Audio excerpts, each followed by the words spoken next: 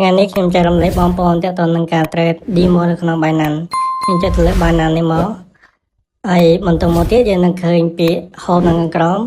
ហើយយើងឃើញខាងលើចុច trade by ហ្នឹងមក trade by ខាងជំនាញដៃហើយយើងចុចពាក្យថា trading demo trading ហើយបន្តមកទៀតយើងចុចទៅលើពាក្យ asset នៅក្នុងនោះគឺយើងបែងចែកជាពីរទីមួយគឺ demo spot trading ហើយនិង demo future trading អញ្ចឹងយើង check មើលនៅក្នុង spot គេឲ្យរហូតដល់ 5000 USDT ហើយនឹង 5000 USDC អញ្ចឹង future ក៏គេឲ្យដូចគ្នាដែរគេឲ្យដល់ 5000 USDC ហើយនិង 5000 USDT អញ្ចឹងដើម្បី trade បានគឺយើងចូលទៅលើពាក្យថា trade នេះមកហើយយើងធ្វើការកំណត់យើងចុចទៅលើ future មក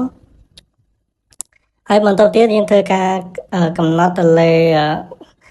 leverage ដែលយើងចង់ trade គឺខ្ញុំដាក់ត្រឹមតែ10 leverage ប៉ុណ្ណោះដើម្បីការពារសុវត្ថិភាពអញ្ចឹងយើងចុច confirm មកអញ្ចឹងទី2គឺយើងចូលទៅលើភាគរយដែលយើងចង់ដាក់នៅលើរបស់យើងគឺខ្ញុំដាក់ 50% តែម្ដងដោយសារតែនេះជាការ trade នៅក្នុង demo តែប៉ុណ្ណោះនៅក្នុង real account ក៏ខ្ញុំមិនហ៊ានដាក់ដល់ថ្នាក់នឹងដែរពីព្រោះលុយច្រើនណាស់បងប្អូនអញ្ចឹងគឺយើងដាក់បន្តមួយដាក់ហើយយើងនឹង check មើលទាក់ទងនឹង liquid price គឺវានឹងបង្ហាញនៅខាងក្រោមគឺយើងអាចមើលតាមជាក់ស្ដែងដោយសារតែ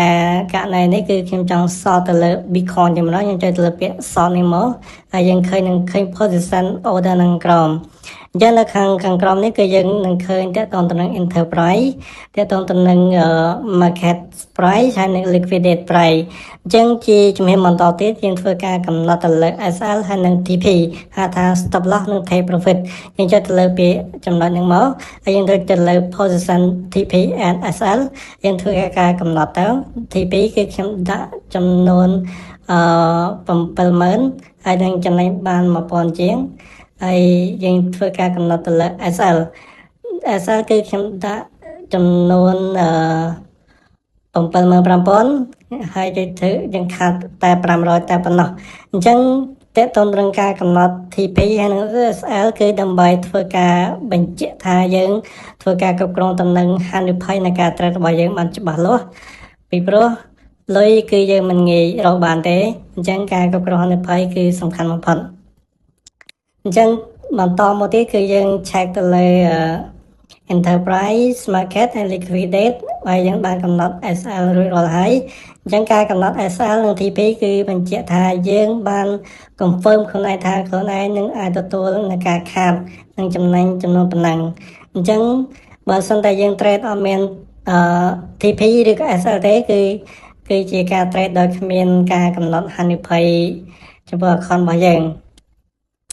អញ្ចឹងបន្តមកទៀតគឺខ្ញុំត្រូវដាក់មួយ position ទៀតគឺចំណុច ETH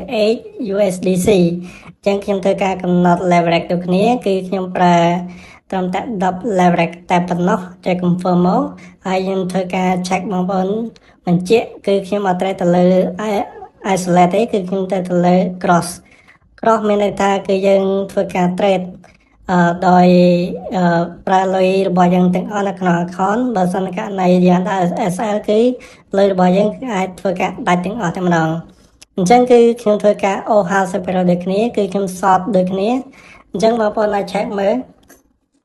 បន្ទាប់ពីសតរួចហើយគឺយើងធ្វើការ check ទៅលើTP ហើយនិង SL ដូចគ្នាការ trade បញ្ជាក់ឲ្យម្ដងទៀតគឺយើងត្រូវការកំណត់ឲ្យច្បាស់លាស់ទាក់ទងទៅនឹងការ take profit ហើយនិង stop lossអញ្ចឹងការ take profit គឺខ្ញុំដាក់1950គឺខ្ញុំចំណេញបានរហូតដល់$3500អញ្ចឹងការកំណត់ទៅលើ stop loss ខ្ញុំដាក់2300ខ្ញុំដាក់2300ដល់វិញ2300អញ្ចឹងគឺខ្ញុំខាតត្រឹមតែ$300តែប៉ុណ្ណោះគឺចុច confirm មកក្នុងករណីនេះបើសិនតែវាឡើងរហូតដល់$2300ខ្ញុំនឹងខាតអស់$300អញ្ចឹងនេះគឺជាការកំណត់ទៅលើ SL ហើយនិង TP ហើយនេះគឺជាការបង្រៀនបងប្អូនទៅក្នុងការ trade នៅក្នុង demo តែប៉ុណ្ណោះសូមអរគុណ